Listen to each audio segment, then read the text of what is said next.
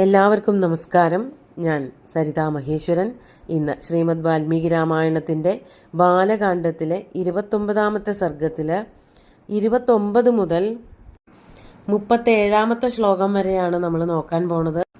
ഇതിൽ ചില ശ്ലോകങ്ങളൊക്കെ ഒറ്റ വരിയായിട്ട് നിൽക്കുന്നുണ്ട്. അതൊക്കെ കൂടിയിട്ടാണ് 37. ശരിക്കും ഒരു 35-ൻ്റെ അടുത്തൊക്കെ വരുന്നുണ്ടാവുള്ളൂ. കഴിഞ്ഞ ദിവസം നമ്മൾ പറഞ്ഞു നിർത്തിയത് വാമന മൂർത്തിയായിട്ടുള്ള ഭഗവാൻ മഹാബലിയുടെ അടുത്ത് വന്നിട്ട് എനിക്ക് ധനധാന്യാദികളൊന്നും വേണ്ട, 3 അടി മണ്ണ് മാത്രം മതി എന്ന് ദാനം ആവശ്യപ്പെടുകയാണ് ഉണ്ടായത്. എന്താ വേണ്ടേ വെച്ചാൽ ചെയ്തു തരാം എന്ന് മഹാബലി തിരിച്ചും പറഞ്ഞു. എന്നിട്ട് എന്താ ഉണ്ടായത് നോക്കാം. 29-ാമത്തെ ശ്ലോകം നോക്കാം. വാമനായ മഹീം ദാതും നിശ്ചിതോസുരസത്തമേ തം നിവാര്യ മഹാരാജം പ്രാഹ ശുക്രോ ദ്വിജോത്തമ. വാമനായ മഹീം ദാതും നിശ്ചിതോ അസുരോത്തമേ. വാമനനായിക്കൊണ്ട് ഭൂമി 3 അടി മണ്ണ്, മഹി എന്ന് പറഞ്ഞാൽ ഭൂമിയാണ്, അത് നൽകാൻ വേണ്ടിയിട്ട് അസുരസത്തമേ നിശ്ചിത, അസുരസത്തമനായിട്ടുള്ള മഹാബലി നിശ്ചയിച്ചുറപ്പിച്ചു, ഞാൻ കൊടുക്കുകയാണ് എന്ന് തീരുമാനിച്ചു. അങ്ങനെ വന്നപ്പോൾ തം നിവാര്യ മഹാരാജം, തം മഹാരാജം നിവാര്യ ദ്വിജോത്തമ ശുക്ര പ്രാഹ. മഹാബലിയുടെ ഉപദേഷ്ടാവായിട്ടുള്ള പുരോഹിതനായിട്ടുള്ള ശുക്രാചാര്യര്, അതാണ് ദ്വിജോത്തമ ശുക്ര, ദ്വിജോത്തമനായിട്ടുള്ള ബ്രാഹ്മണ ശ്രേഷ്ഠനായിട്ടുള്ള ശുക്രാചാര്യര് അത് തടഞ്ഞുകൊണ്ട്, മഹാരാജാവായിട്ടുള്ള മഹാബലിയെ തടഞ്ഞുകൊണ്ട് ഇപ്രകാരം പറഞ്ഞു. അത് ചെയ്യരുത് എന്ന് വിലക്കുകയാണ് ചെയ്യണത്. നമുക്ക് 30-ാമത്തെ ശ്ലോകം നോക്കാം. വിരിഞ്ച ഭവശക്രാദ്യാ യോഗിനശ്ച സുരാസുരാ യം ന ജാനന്തി ദേവാശ്ച സദേവോ വിഷ്ണുരവ്യയ. ഇവിടെ ആരാ വന്നിരിക്കുന്നത് ദാനം ചോദിച്ചിട്ട് എന്നുള്ളത്? അല്ലയോ മഹാത്മാവേ, മഹാബലി മഹാരാജാവേ, അങ്ങേക്ക് മനസ്സിലായോ? മനസ്സിലായിട്ടില്ല എന്ന് എനിക്കറിയാം. അതുകൊണ്ട് പറയാണ്, വിരിഞ്ച ഭവ ശക്രാദ്യാഹ. വിരിഞ്ചൻ ബ്രഹ്മാവ്, ഭവൻ പരമേശ്വരൻ, ശ്രീപരമേശ്വരൻ, ശക്രൻ ഇന്ദ്രൻ തുടങ്ങിയിട്ടുള്ള ദേവന്മാര്, അതുപോലെ തന്നെ ത്രിമൂർത്തികളിലെ പലരും ഉണ്ട് അതിൽ. അവരും അതുപോലെ തന്നെ യോഗികൾ, എത്ര കണ്ട് തപസ് ചെയ്തിട്ട് വലിയ വലിയ യോഗ ചിന്തകളും യോഗാരൂഢന്മാരും ഒക്കെ ആയിട്ട് ഭവിക്കുന്നവരായിട്ടുള്ള വലിയ ഋഷീശ്വരന്മാരുണ്ട്, സുരന്മാരുണ്ട്, അസുരന്മാരുണ്ട്. അവർക്കൊന്നും പിടികിട്ടാത്തവനായിട്ടുള്ള വിഷ്ണു ആണ് കേട്ടോ ഈ വന്നിരിക്കുന്നത് എന്ന് ശുക്രാചാര്യർ പറയാണ്. യം ന ജാനന്തി ദേവാശ്ച. ഏതൊരാളെയാണോ ഈ പറഞ്ഞ ദേവന്മാർക്കും അസുരന്മാർക്കും ഒന്നും വേണ്ടതുപോലെ മനസ്സിലാക്കാൻ പറ്റാത്തത്, യോഗികൾക്കും മനസ്സിലായിട്ടില്ല, അവർക്കാർക്കും ആരെയാണോ വേണ്ടതുപോലെ പഠിക്കാൻ, മനസ്സിലാക്കാൻ, തിരിച്ചറിയാൻ സാധിക്കാത്തത്, സദേവോ വിഷ്ണുരവ്യയ. ആ ദേവൻ വിഷ്ണു അവ്യയൻ. അവ്യയം എന്ന് പറഞ്ഞാൽ മാറ്റമാണ്. ഒരു മാറ്റവുമില്ലാത്ത ഭഗവാൻ മഹാവിഷ്ണു. ബാക്കി എല്ലാവരും മാറിയാലും ഭഗവാൻ യാതൊരു മാറ്റവും ഇല്ല. അങ്ങനെയുള്ള ഭഗവാൻ മഹാവിഷ്ണു ആണ് കേട്ടോ മുമ്പിൽ വന്ന് നിൽക്കണത്. അങ്ങേക്ക് അറിയില്ല അങ്ങ് ആർക്കാണ് വാക്ക് കൊടുത്തിരിക്കുന്നത് എന്നുള്ളത്. നമുക്കൊട്ടും മനസ്സിലായിട്ടില്ല. അത് പോട്ടെ, സാധാരണക്കാരാണ് അല്ലെങ്കിൽ അസുരന്മാരാണ്. ദേവന്മാർക്കോ അല്ലെങ്കിൽ ശ്രീപരമേശ്വരനോ ബ്രഹ്മാവിനോ ദേവേന്ദ്രനോ പോലും മനസ്സിലാക്കാൻ പറ്റാത്ത അത്രയ്ക്ക് മാഹാത്മ്യമുള്ള ദേവനാണ് ഭഗവാൻ മഹാവിഷ്ണുവാണ് മുമ്പിൽ വന്ന് നിൽക്കുന്നത്. അത് ശുക്രാചാര്യർക്ക് മനസ്സിലായി. അതുകൊണ്ട് അങ്ങ് ദാനം കൊടുക്കരുത് കേട്ടോ. അങ്ങ് ഇതിൽ അങ്ങക്ക് വേണ്ടതുപോലെ ദാനം കൊടുക്കാൻ പറ്റാതെ വരും. വാക്ക് കൊടുത്തിട്ട് ദാനം കൊടുക്കണ്ടേ, അതിന് പറ്റാതെ വരുമെന്നുള്ളൊരു ഓർമ്മിപ്പിക്കലാണ് ശുക്രാചാര്യരപ്പോൾ നടത്തിയത്. അത് കേട്ടിട്ട് അവിടെ ഒരു സംഭവം ഉണ്ടായി. അതാണ് 31-ാമത്തെ ശ്ലോകത്തിൽ പറയണത്. ദാനാരക്തേ തതശുക്രേ ശുക്രം രാജപുരോഹിതം ഗൃഹീത്വാ താടയാമാസ വൈനതേയോ മഹാബല. അപ്പോൾ അവിടേക്ക് മഹാബലശാലിയായിട്ടുള്ള വൈനതേയൻ വന്നു. മഹാബല വൈനതേയ. വൈനതേയൻ എന്ന് പറഞ്ഞാൽ വിനതായാഹ പത്യം പുമാൻ വൈനതേയ, ഗരുഡൻ. ഗരുഡൻ അവിടെ വന്നിട്ട് എന്താ ചെയ്തത്? ദാനാരക്തേ തതശുക്രേ. ശുക്രൻ ദാനം ചെയ്യാൻ മടി കാണിച്ചപ്പോൾ, അതായത് ശുക്രനല്ല, ശുക്രാചാര്യരല്ല ദാനം ചെയ്യുന്നത്, മഹാബലിയാണ് ദാനം ചെയ്യുന്നത് യാഗത്തിനിടയ്ക്ക്. അങ്ങനെ മഹാബലിയെ കൊണ്ട് ദാനം ചെയ്യിക്കാതിരിക്കാൻ വേണ്ടിയിട്ട് ശുക്രാചാര്യർ ഇങ്ങനെ പറഞ്ഞപ്പോൾ, അതാണ് ദാനാരക്തേ തതശുക്രേ. തതഹ അതിനുശേഷം ശുക്രാചാര്യര് ദാനത്തിന് മടി കാണിച്ചപ്പോൾ ശുക്രം രാജപുരോഹിതം, മഹാരാജാവായിട്ടുള്ള ബലിയുടെ പുരോഹിതനായ ആ ശുക്രാചാര്യരെ ഗൃഹീത്വ പിടിച്ചു വലിച്ചു കൊണ്ടുപോയിട്ട് താടയാമാസ പിടിച്ചു വലിച്ചു കൊണ്ടുപോയിട്ട് താടനം ചെയ്തു, നല്ല അടി കൊടുത്തു, പ്രഹരമേൽപ്പിച്ചു എന്നർത്ഥം. അതായത് മഹാബലിയെ തടയാൻ പുറപ്പെട്ടു ശുക്രാചാര്യർ. അങ്ങനെ പുറപ്പെട്ടപ്പോൾ ശുക്രാചാര്യരെ അവിടെ നിന്ന് വലിച്ചു കൊണ്ടുപോയിട്ട് വൈനതേയൻ ഗരുഡൻ വന്നിട്ട് പിടിച്ചു കൊണ്ടുപോയിട്ട് ശുക്രാചാര്യരെ പ്രഹരിച്ചു അത്രേ, ചിറകുകൊണ്ട് നല്ല അടി കൊടുത്തു. ഈ കഥയൊന്നും നമ്മൾ ഭാഗവതത്തിലൊന്നും കണ്ടിട്ടില്ല. വരുണപാശങ്ങളെ കൊണ്ട് മഹാബലിയെ കെട്ടി എന്നൊക്കെയുള്ള കഥകളാണ് കേട്ടിരിക്കുന്നത്. ഇവിടെ ശുക്രാചാര്യർക്ക് ഗരുഡൻ്റെ ചിറകു കൊണ്ടുള്ള അടി കിട്ടിയെന്ന് വ്യക്തമായിട്ട് എടുത്ത് പറയുന്നുണ്ട്. ആ സമയത്ത് മഹാബലി എന്താണ് വിചാരിച്ചത്? അപ്പോൾ ആചാര്യനെയും കൊണ്ടുപോയി, പുരോഹിതനും അവിടെ ഇല്ല, ഇനി ആരോടൊന്നും ചോദിക്കാനില്ല. മഹാബലി തന്നെ തീരുമാനം എടുക്കുകയാണ്. പത്ന്യാ സഹ വിനിശ്ചിത്യ യജമാനോ മഹാബലി മായാരൂപേണ ദേവേശോ മമ യജ്ഞം ഗതോ യതി. അടുത്ത ശ്ലോകം കൂടി 33-ാമത്തെയും കൂടി വായിക്കാം. തഥൈതദ്യജ്ഞസാഫല്യമേവാസ്ത്വിതി ചാബ്രവീത് ഇതി മത്തോദകം ദത്തം വാമനായ മഹാത്മനെ തവ പാദത്രയാക്രാന്തം ഗൃഹാണാദ്യമഹീം പ്രഭോ. അങ്ങനെ ആ സമയത്ത് മഹാബലി വിചാരിക്കുകയാണ്, പത്നിയാ സഹ വിനിശ്ചിത്യ യജമാനോ മഹാബലി, യജമാനനായിട്ടുള്ള യാഗകർത്താവായിട്ടുള്ള മഹാബലി പത്നിയാ സഹ വിനിശ്ചിത്യ, പത്നിയോടുകൂടി ഒരു തീരുമാനമെടുത്തു. ഇനി വേറെ ആരോടും ചോദിക്കാനൊന്നുമില്ല. രാജാവ് പൊതുവെ ഉപദേശങ്ങൾ തേടുന്നത് ഉപദേഷ്ടാവായിട്ടുള്ള പുരോഹിതനായിട്ടുള്ള ആൾക്കാരോടാവും. ഇവിടെ പുരോഹിതനെ പിടിച്ചുകൊണ്ടുപോയി ഗരുഡൻ നല്ല അടിയും കൊടുത്ത് അവിടെ മാറ്റി നിർത്തിയേക്കാണ്. ഇനി ആരോടാ ചോദിക്കാൻ? ആരോടും ചോദിക്കാനില്ല. അതുകൊണ്ട് പത്നിയോട് കൂടിയിട്ട് അങ്ങോട്ട് തീരുമാനമെടുത്തു. എന്താണ് തീരുമാനിച്ചത്? മായാരൂപേണ ദേവേശ, മായാരൂപം ധരിച്ചുകൊണ്ട്, ഭഗവാൻ മഹാവിഷ്ണുവായിട്ടല്ലല്ലോ വന്നിരിക്കുന്നത്, ഒരു മായാരൂപം ധരിച്ചിട്ടാണ്, ഒരു വടുവിൻ്റെ ബ്രഹ്മചാരിയുടെ രൂപം ധരിച്ചുകൊണ്ട്, വാമന രൂപം ധരിച്ചുകൊണ്ട് ദേവേശൻ ഭഗവാൻ മഹാവിഷ്ണു മമ യജ്ഞം ഗതോ യതി, നമ്മുടെ യജ്ഞസ്ഥലത്തേക്ക് വന്നിരിക്കുകയാണ് എങ്കിൽ അതിൽ പരം ഭാഗ്യം ഇനി നമുക്ക് ഉണ്ടാവാനില്ലല്ലോ.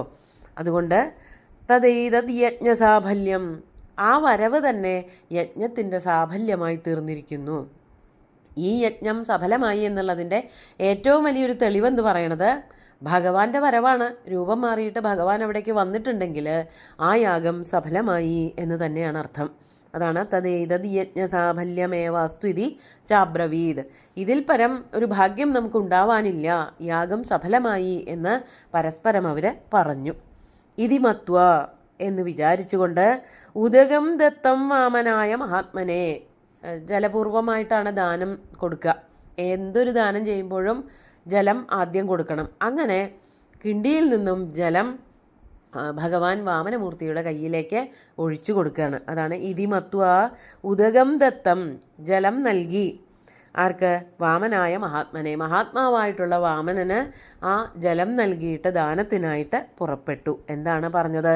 തവ പാദത്രയാക്രാന്താം ഗൃഹാണാദ്യ മഹീം പ്രഭോ, അല്ലയോ പ്രഭോ, ഭഗവാൻ മഹാവിഷ്ണു ആണെന്ന് മനസ്സിലാക്കിയിട്ട് തന്നെയാണ് പറയണത്. പ്രഭോ തവ പാദത്രയാക്രാന്താം, അങ്ങയുടെ കാലുകൊണ്ട് അളന്ന് കിട്ടുന്നതായ മഹീം അദ്യ ഗൃഹാണ, ഭൂമിയെ അങ്ങിന്ന് സ്വീകരിച്ചോളൂ. ഞാനിതാ ദാനമായിട്ട് അങ്ങക്ക് ആ 3 അടി മണ്ണ് തന്നിരിക്കുന്നു. ഇവരതിന് ശേഷം ഇത്രയും വലിയ ഒരു രൂപം ധരിക്കും ഭഗവാൻ എന്നൊന്നും വിചാരിച്ചിട്ടുണ്ടാവില്ല. ഏതായാലും ഇനി എങ്ങനെയൊക്കെ ആയാലും വന്നിരിക്കുന്നത് ഭഗവാൻ മഹാവിഷ്ണു ആണെങ്കിൽ അത് നമ്മുടെ വലിയൊരു ഭാഗ്യമാണ്, യാഗത്തിൻ്റെ സഫലതയാണെന്നൊക്കെ വിചാരിച്ചുകൊണ്ട് ഉടനെ തന്നെ മഹാബലിയും പത്നി വിന്ധ്യാവലിയും കൂടി ചേർന്നുകൊണ്ട് യാഗസമയത്ത് ദാനത്തിനായിട്ട് ഒരുങ്ങി വെള്ളം നൽകുകയും ചെയ്തു എന്നർത്ഥം. അങ്ങനെ ജലം സ്പർശിച്ചപ്പോൾ എന്താ ഉണ്ടായതെന്ന് പറയണം. 34-ാമത്തെ ശ്ലോകം.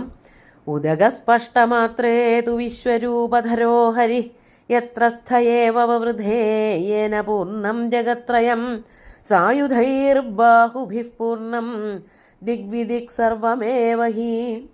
35-ാമത്തെ ശ്ലോകമാണ്, ഒരു വരിയേ ഉള്ളൂ, അതുകൂടി ചേർത്തിട്ട് പറയാം.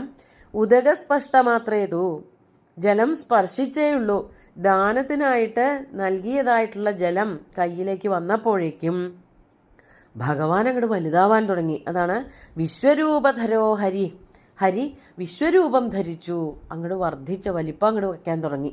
വിശ്വരൂപം ധരിച്ചുകൊണ്ട് തത്രസ്ഥയേവ അവിടെ തന്നെയാണ് നിൽക്കുന്നത് എങ്കിൽ പോലും വവൃധേ വർദ്ധിച്ച് ശരീരത്തിൻ്റെ ഉയരം നീളം തടിയൊക്കെ അങ്ങോട്ട് വർദ്ധിച്ചിട്ട് ജഗത്രയം പൂർണ്ണം ഏന യാതൊരു ശരീരം കൊണ്ട് ജഗത്രയം പൂർണ്ണമായി തീർന്നു. ഭഗവാൻ ജഗദ്വ്യാപിയായിട്ട് അങ്ങനെ പരിലസിച്ചു എന്നർത്ഥം. അങ്ങനെ നിൽക്കുമ്പോൾ അനവധി കൈകൾ അനവധി ആയുധങ്ങളൊക്കെ കയ്യിൽ ഉണ്ടായിരുന്നു. അതാണ് സായുധൈർ ബാഹുഭി പൂർണ്ണം ദിഗ്വിദിക് സർവമേവഹി. ഭഗവാന്റെ കൈകളെ കൊണ്ടും ആയുധങ്ങളെ കൊണ്ടും ദിക്കുകളും വിദിക്കുകളും നിറഞ്ഞു നിന്നു. ഭഗവാനെ അല്ലാതെ വേറെ ഒന്നും ആർക്കും കാണാനില്ലാതെയായി. അതുകൊണ്ടാണ് വിശ്വരൂപം ധരിച്ചു എന്ന് വാൽമീകി മഹർഷി നമുക്ക് പറഞ്ഞു തന്നത്. 36ാമത്തെ ശ്ലോകം നോക്കാം. തം ദൃഷ്ട്വാ സുരരാജേന്ദ്രോ വാമനത്വാച്ച വിസ്മിത മാധവോയമിതി ജ്ഞാത്വാ പൂജയാമാസ ധർമ്മത. ഈയൊരു രൂപം കണ്ടതോടുകൂടിയിട്ട് മഹാബലി വല്ലാതെ അത്ഭുതപരതന്ത്രനായി. അതാണ് തം ദൃഷ്ട്വാ അസുരരാജേന്ദ്ര. അങ്ങനെ ഈ ലോകം മുഴുവനും വ്യാപിച്ചു നിൽക്കുന്ന ജഗദ്വ്യാപിയായിട്ടുള്ള ഭഗവാൻ മഹാവിഷ്ണുവിനെ വാമനമൂർത്തിയെ കണ്ടിട്ട് വാമനത്വത്തിൽ നിന്ന് ഒരു കുറിയ ആളായിട്ടാണ് വന്നത്. ഒരു വലിപ്പമില്ലാത്ത ഒരാളായിട്ട് വന്ന ആ ആൾ ഇത്രയ്ക്കും വലുതായി തീർന്നു എന്നുള്ളത് കണ്ടിട്ട് ആ മഹാബലി എന്തായി തീർന്നു? വിസ്മിത, ഭയങ്കരമായിട്ട് അത്ഭുതപ്പെട്ടു. അപ്പം മനസ്സിലായി ഇത് വേറെ ആരുമല്ല, ഇങ്ങനെ അണോരണീയാൻ മഹതോ മഹീയാനൊക്കെ ആവാൻ പറ്റണത് ഒരാൾക്ക് മാത്രമേ പറ്റുള്ളൂ. മാധവോ യമിതി ജ്ഞാത്വാ, ഇത് മാധവനാണല്ലോ, ഭഗവാൻ മഹാവിഷ്ണുവാണ് എന്ന് മനസ്സിലാക്കിയിട്ട് ധർമ്മത പൂജയാമാസ, വേണ്ട വിധത്തിൽ ഭഗവാൻ മഹാവിഷ്ണുവിനുള്ള പൂജകൾ നടത്തി. അതായത് ഭഗവാൻ വന്നാൽ പൂജകൾ നടത്തണമെന്നുള്ളത് മഹാബലിക്ക് അറിയാം. ആ പൂജകളൊക്കെ ഭഗവാന്റെ സാന്നിധ്യത്തിൽ ജഗദ്വ്യാപിയായിട്ട് അവിടെ നിൽക്കുമ്പോഴും പൂജകൾ നടത്താൻ മഹാബലി മറന്നില്ല. അതാണ് മഹാബലിയുടെ മഹത്വം. അതുകൊണ്ടാണ് ശ്രേഷ്ഠമായിട്ടുള്ള യാഗമാണ് അവിടെ നടത്തുന്നത് മഹാബലി എന്ന് പറഞ്ഞത്. അസുരരാജന്മാരിൽ വെച്ച് ശ്രേഷ്ഠനായിട്ടുള്ള ആളാണെങ്കിലും അസുരത്വം ഒട്ടുമില്ലാത്ത വളരെ നല്ല ഒരാളായിട്ടാണ് മഹാബലി കീർത്തിക്കപ്പെടുന്നത്. മഹാബലിയുടെ യാഗവും അങ്ങനെ തന്നെയായിരുന്നു. എന്നിട്ട് 37ാമത്തെ ശ്ലോകം ഒരു വരിയേ ഉള്ളൂ, അതും കൂടി നോക്കാം. പൂജിതസ്തേന ധർമാത്മാ സർവലോകഹിതായ വൈ. ഈ ഒരു പൂജ നൽകിയത് കേവലം അവരവർക്ക് നന്നാവണം, തൻ്റെ യാഗം നന്നാവണം എന്ന് വിചാരിച്ചിട്ടല്ല മഹാബലി. അതാണ് പൂജിതസ്തേന ധർമാത്മാ തേന മഹാബലിന, ആ മഹാബലിയാൽ പൂജിക്കപ്പെട്ട ഭഗവാൻ സർവലോകഹിതായ, എന്തിനു വേണ്ടിയിട്ടായിരുന്നു? സർവ്വലോകത്തിനും ഹിതമുണ്ടാവാൻ, സർവ്വലോകത്തിനും നന്മയുണ്ടാവാൻ വേണ്ടിയിട്ടായിരുന്നു ഭഗവാനെ മഹാബലി പൂജിച്ചത്. അങ്ങനെ ലോകം മുഴുവനും വ്യാപിച്ചു നിൽക്കുന്ന ആ ഭഗവാൻ മഹാവിഷ്ണുവിനെ കണ്ട് അത്ഭുതപരതന്ത്രനായതിനോടൊപ്പം തന്നെ പൂജകളും നിർവഹിച്ചു എന്നാണ് ഇവിടെ പറയണത്. ബാക്കി ദാനത്തിൻ്റെ കാര്യം, ഈ 3 അടി മണ്ണിൻ്റെ കാര്യമൊക്കെ അടുത്ത ദിവസമാണ് പറയണത്. ഇന്നത്തെ ശ്ലോകങ്ങൾ നമുക്കൊന്നുകൂടി ചൊല്ലി നോക്കാം.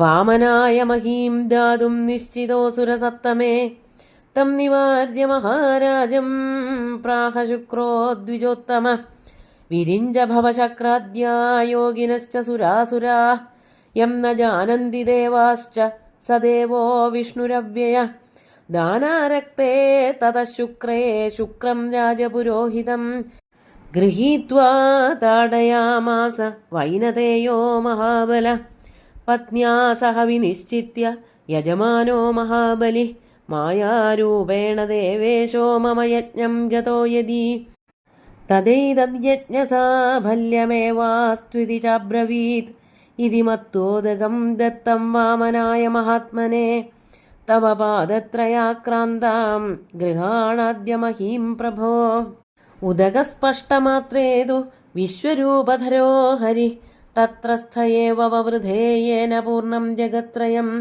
സായുധൈർബാഹുഭിഃ പൂർണ്ണം ദിഗ്വിദിക് സർവമേവ ഹി തം ദൃഷ്ട്വാ സുരരാജേന്ദ്രോ വാമനത്വാച്ച വിസ്മിത മാധവോയമിതി ജ്ഞാത്വാ പൂജയാമാസ ധർമ്മതഃ പൂജിതസ്തേന ധർമാത്മാ സർവലോകഹിതായ വൈ. അങ്ങനെ പൂജകളൊക്കെ നടത്തി എന്ന് പറഞ്ഞിട്ട് ഇന്നത്തെ ശ്ലോകങ്ങൾ ആ വിഷയം നിർത്തുകയാണ്. ബാക്കി 3 അടി മണ്ണിൻ്റെ കാര്യം അടുത്ത ദിവസം നോക്കാം. സുന്ദരമായിട്ടുള്ള ശ്ലോകങ്ങൾ ഭഗവാൻ ശ്രീരാമചന്ദ്രൻ്റെ കാൽക്കൽ അർപ്പിച്ചുകൊണ്ട് ഗുരുവായൂരപ്പനെ സാഷ്ടാംഗം നമസ്കരിച്ചുകൊണ്ട് എല്ലാവർക്കും ശുഭദിനം നേർന്നു നിർത്തട്ടെ. നന്ദി.